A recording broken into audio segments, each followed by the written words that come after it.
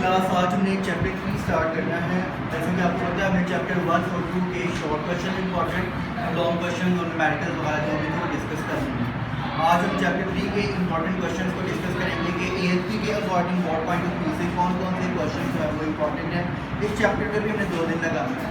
आज का लेक्चर होगा चैप्टर के अंदर से जो इंपॉर्टेंट शॉर्ट क्वेश्चन है उसको हम डिस्कस करेंगे, और नेक्स्ट लेक्चर जो होगा हमारा उसमें हम एक्सरसाइज को, न्यूमेरिकल्स को और साथ में जो है लॉन्ग क्वेश्चन वगैरह को मिलेंगे।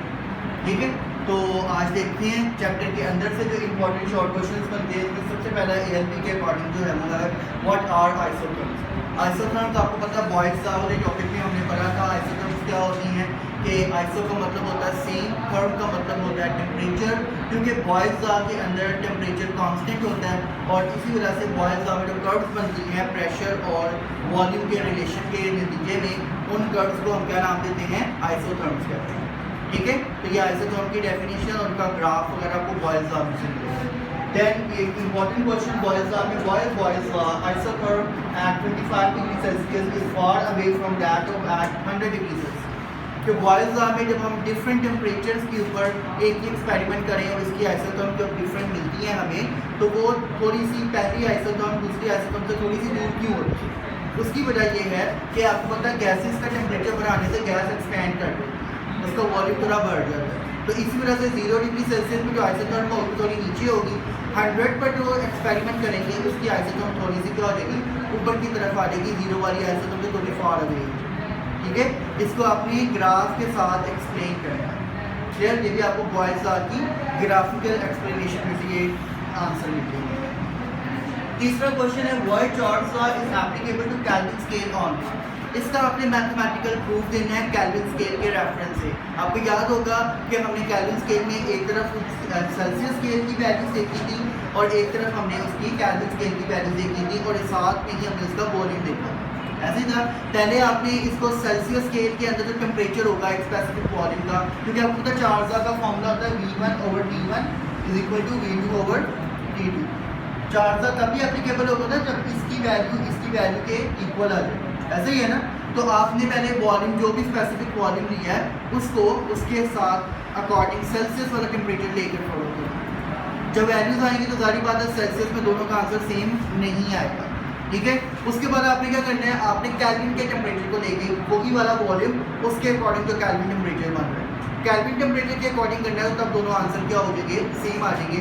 आंसर सेम आ जाएंगे तो मतलब पता लग जाएगा कि केल्विन के लिए एप्लीकेबल हो गया, सेल्सियस पे एप्लीकेबल नहीं हो। यानी मैथमेटिकल रीजन के साथ आपने इसको एक्सप्लेन समझ लगी बात। सपोज करें आपने एक टेम्परेचर 0 डिग्री सेल्सियस लिया और एक टेम्परेचर 100 डिग्री सेल्सियस ले लिया, तो उसके अकॉर्डिंग जो वॉल्यूम बन रहा होगा उन वॉल्यूम को आपने इस फॉर्मूला में पुट करके पहले सेल्सियस में वैल्यूज निकालनी है।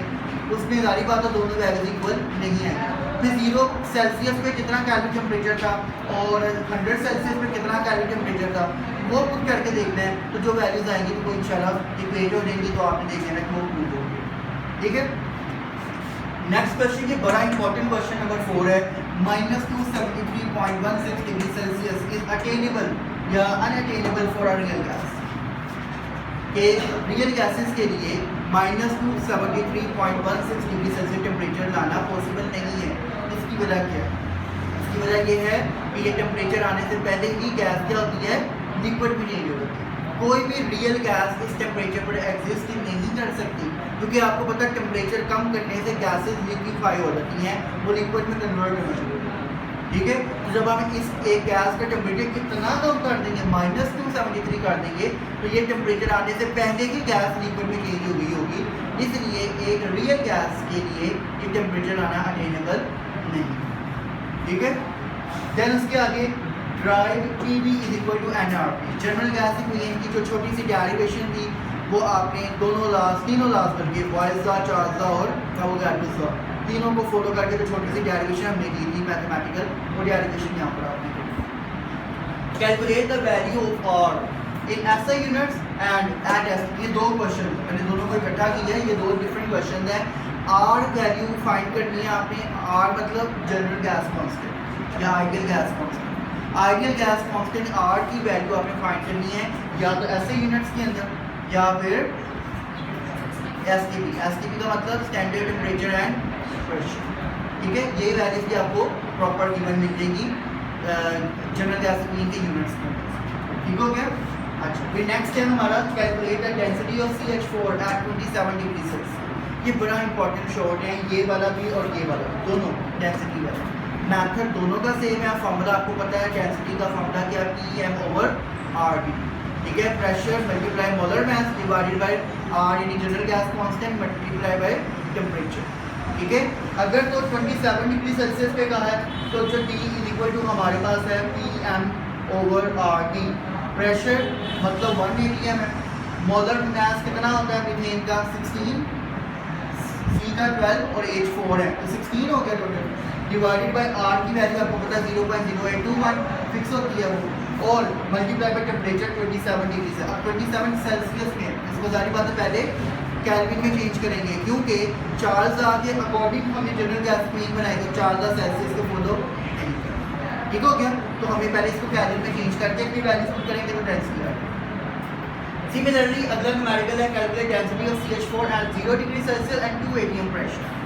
टेम्परेचर भी पता है 0 डिग्री से, इसको केल्विन में चेंज करेंगे, और यहाँ प्रेशर बता दिया हमें 2 atm, यानी P जो होगा हमारे पास 2 atm आएगा, और उसके अकॉर्डिंग इसी फार्मूला में वैल्यूज पुट करेंगे तो हमारे पास मीथेन की डेंसिटी है। की बात।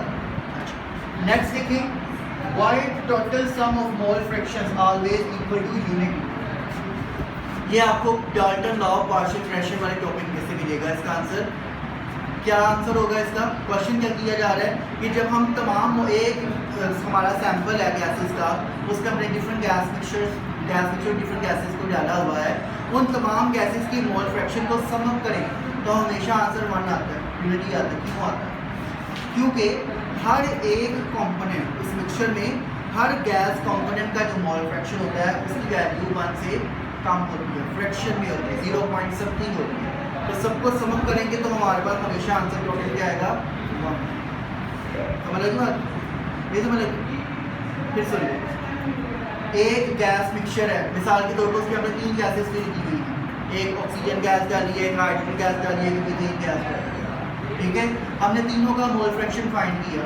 ऑक्सीजन का लेट्स सपोज मोल फ्रैक्शन आ गया 0.5, ठीक है, हाइड्रोजन का मोल फ्रैक्शन आ गया 0.3, और तीसरी मीथेन थी तो मीथेन का सपोज करें 0.2 आ गया। तीनों को सम अप करेंगे तो क्या आंसर आएगा? हमेशा एक गैस मिक्सचर में जितनी भी गैसेस डाली हों उन सब का मोल फ्रैक्शन का आंसर सम अप करने से हमेशा 1 आता है, यूनिटी आता है। क्यों आता है यूनिटी? क्योंकि तमाम गैसेस का अपना अपना इंडिविजुअल जो मोल फ्रैक्शन होता है वो 0 something होता है, मतलब 1 से कम फ्रैक्शन में। क्लियर हो गया? समझ आ गई? Next, Why pilot feels uncomfortable at higher altitude? ये भी बड़ा इंपॉर्टेंट क्वेश्चन। ये जो क्वेश्चन है आपको एप्लीकेशन ऑफ डाल्टन लॉ में से मिलेगा, और एप्लीकेशन ऑफ डाल्टन लॉ में से एक क्वेश्चन जरूर आता है, ठीक है, एक कंफर्म हो। ठीक हो गया? देखिए ज़रा कि जो हाई एल्टीट्यूड पे पायलट जो है वो अनकम्फर्टेबल फील क्यों करते हैं? कि हाई एल्टीट्यूड पर जब जाते हैं, ऊंचाई पर जाते हैं, तो ऑक्सीजन गैस का पार्शियल प्रेशर चेंज हो जाता है, बहुत ज़्यादा फ्लक्चुएट कर देता है, ऑक्सीजन कंटेंट कम होता है तो प्रेशर बाहर ज़्यादा हो जाता है। जब प्रेशर ज़्यादा हो जाता है बाहर तो सांस लेने में दुश्वारी होती है। ठीक है, इसी तरह से अगला क्वेश्चन भी आपको एप्लीकेशंस में से मिलेगा डाल्टन लॉ की। Why drivers use mixture of hydrogen, helium and oxygen gas in gas cylinder during diving. Gas cylinders जब डाइवर्स लेकर जाते हैं डाइविंग के लिए तो वो ऑक्सीजन के साथ हीलियम का मिक्सचर क्यों रखते हैं? क्योंकि हीलियम गैस ऑक्सीजन गैस के पार्शियल प्रेशर को मेंटेन करती है with respect to our lungs. Diver के लंग्स के मुताबिक उस प्रेशर को मेंटेन करेगी ताकि ब्रीथिंग में आसानी हो सके। अगर ये प्रेशर जो है ये गैस सिलेंडर्स वाला मिक्सचर ना लेके जाए डाइवर्ट, तो ऑक्सीजन की बजाय नाइट्रोजन जो होती है ये वाटर में ज़्यादा डिजॉल्व होती है। ठीक है, तो फिर इसकी वजह से क्या होगा, पानी में जब वो डाइवर्ट सांस लेगा तो ऑक्सीजन की बजाय नाइट्रोजन जल्दी अंदर जाएगी, और जब नाइट्रोजन जल्दी अंदर जाएगी तो ब्लड में मिक्स होना शुरू हो जाएगी और उस पर्सन की पानी में ही डेथ हो जाएगी जब वो गहराई में जाएगा। ठीक है, इसलिए वो हीलियम और हाइड्रोजन, हीलियम और ऑक्सीजन का मिक्सचर लेकर जाता है ताकि ऑक्सीजन का प्रेशर जो है वो मेंटेन रहे, हीलियम उसको मेंटेन करे। ठीक हो गया? नेक्स्ट क्वेश्चन देखिए, व्हाट इज एक्वस टेंशन, ये भी आपको एप्लीकेशन में से मिलेगा। एक्वस टेंशन बेसिकली क्या होती है, हमने हमारा जो कोई सैंपल है जो हमारी लैब में भरा हुआ है, तो उस सैंपल का जो अपना पार्शियल प्रेशर है उसको फाइंड करने के लिए हम क्या करते हैं, उस सैंपल के अंदर जो मॉइस्चर है वो और एटमॉस्फेयर की जो मॉइस्चर है वो दोनों को आपस में सम अप करें तो हमारे पास सैंपल का जो है वो टोटल प्रेशर निकल आता है, ठीक है। और जो एटमॉस्फेयर का जो यानी जो मॉइस्चर का जो प्रेशर होता है उसे हम एक्वस टेंशन करते हैं। नाम से पता लग रहा है एक्वस मतलब वाटर, यानी वाटर की टेंशन, वाटर का pressure. Clear? Next, right the postulates of KMT, kinetic molecular theory of gases. KMT की टोटल 8 पोस्टुलेट्स थी, शॉर्ट में आई तो कोई भी आपने 4 पोस्टुलेट्स करनी है, लॉन्ग में आई तो 8 की 8 करेंगे, ठीक है। अच्छा, इसमें आपने जो पोस्टुलेट नंबर 8 है, आखिरी postulate, temperature of the gas is directly proportional to its kinetic energy, ठीक है। ये पोस्टुलेट आपने जरूर करनी है, ये आपने याद समझ आएगी बात। अच्छा, फिर नेक्स्ट देखें, what is mean square velocity and root mean square velocity. ये भी 2 डिफरेंट क्वेश्चन है, मैंने इकट्ठे कर दिए हैं। मीन स्क्वायर वेलोसिटी क्या होती है, जब हम जो सिंपल वेलोसिटी है किसी भी गैस सैंपल की, गैस मिक्सचर की, उसका मीन ले लें, मीन का मतलब एवरेज ले लें उसका, ठीक है। तो वो जो एवरेज लेते हैं तो वो मीन स्क्वायर वेलोसिटी, स्क्वायर लेके उसका एवरेज ले लिया जाए तो वो क्या कहलाती है, मीन स्क्वायर वेलोसिटी कहलाती है। इसको हम c बार स्क्वायर से शो, समझ लगी बात? क्लियर? अब ये कैसे निकालेंगे, तमाम वेलोसिटीज को सम अप करें divided by total number of molecule से डिवाइड करते हैं। मतलब जैसे मिसाल के तौर पर एक गैस है हमारे पास, उसके अंदर एक मॉलिक्यूल की वेलोसिटी c1 स्क्वायर है, दूसरी की c2 स्क्वायर है, तीसरी की c3 स्क्वायर है, प्लस चलता जाए जितने भी मॉलिक्यूल cn है, divided by total number of molecule n1 plus n2 plus n3 so on चलता है, समझ आ गई? तो ये क्या आएगी हमारे पास, टोटल मीन स्क्वायर वेलोसिटी है, ठीक हो गया। इसी तरह से आती है root mean square velocity. Root mean square velocity क्या होती है, मीन स्क्वायर वेलोसिटी जो है ना, ये सी बार स्क्वायर, बार का मतलब क्या होता है, मीन एवरेज लेना, ठीक है। तो रूट मीन्स इसको जो मीन स्क्वायर वेलोसिटी है इसका जब हम स्क्वायर रूट ले लेंगे तो ये पूरा क्या बनेगा, रूट मीन स्क्वायर वेलोसिटी, समझ आ गई। और रूट मीन स्क्वायर वेलोसिटी का एक फॉर्मूला आता है √3 RT/m। ये फॉर्मूला एक प्रॉपर डेरिवेशन के साथ आता है, लेकिन आपके लेवल पे ये नहीं है, या आप हायर लेवल पे जाके डेरिवेशन को डिस्कस करें, ठीक है। तो ये एक सिंपल फार्मूला आपने याद रखना है, √3 RT/m, this is the formula of root mean square velocity. इस फार्मूला को यूज करके हम आराम से पता लगा सकते हैं कि किस तरह किसी गैस की रूट मीन स्क्वायर वेलोसिटी को फाइंड किया जा सकता है, ठीक हो गया। डिफाइन करना है और आपने आगे इनके फार्मूलाज बता देने हैं दोनों के अंदर। नेक्स्ट देखें, verify Boyle's law, Charles law, Graham's law, Avogadro's law according to KMT.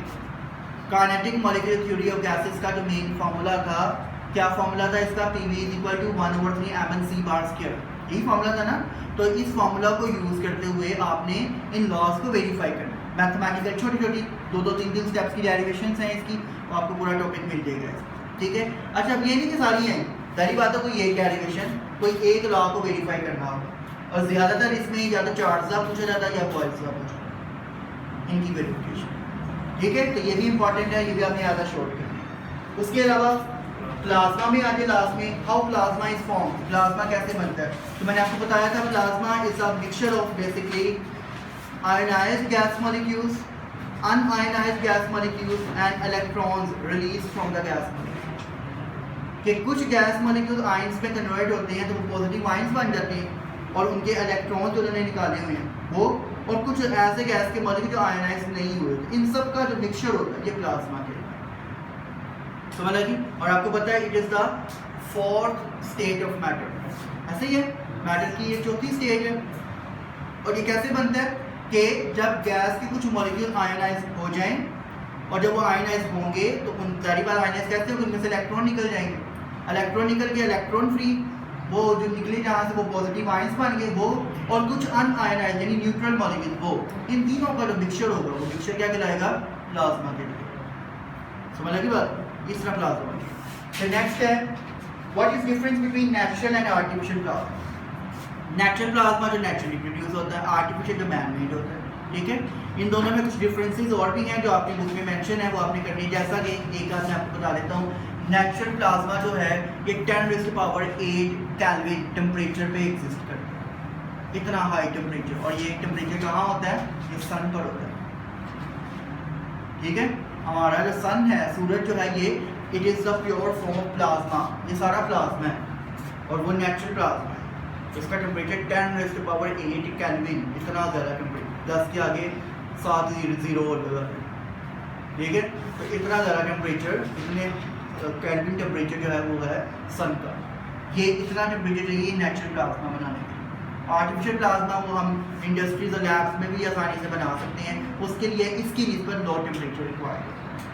ठीक है, नेचुरल प्लाज्मा इतना स्टेबल नहीं होता, आर्टिफिशियल प्लाज्मा में स्टेबिलिटी मौजूद होती है, मतलब इसको हम लो टेम्परेचर पे भी मेंटेन रख सकते हैं।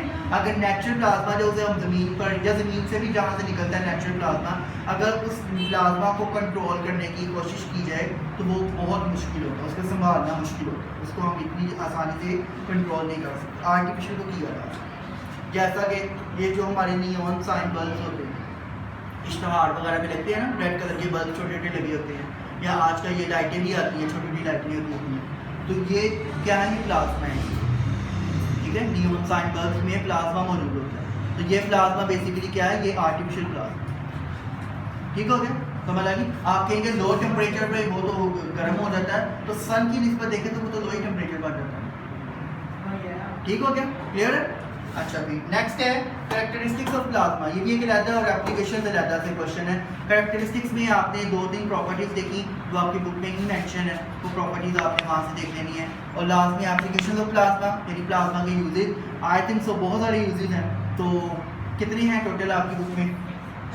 6 हैं। अगर लॉन्ग आया तो 6 के 6 हो जाएंगे, और अगर शॉर्ट आया तो कम अज़ कम 3-4 करेंगे। ठीक हो गया?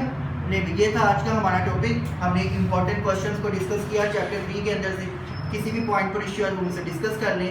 उसके अलावा इसके न्यूमेरिकल्स, इसके इंपॉर्टेंट लॉन्ग क्वेश्चन और एक्सरसाइज में से कौन से इंपॉर्टेंट शॉर्ट है, इसके बारे में इंशाल्लाह हम कल बात करेंगे नेक्स्ट लेक्चर में।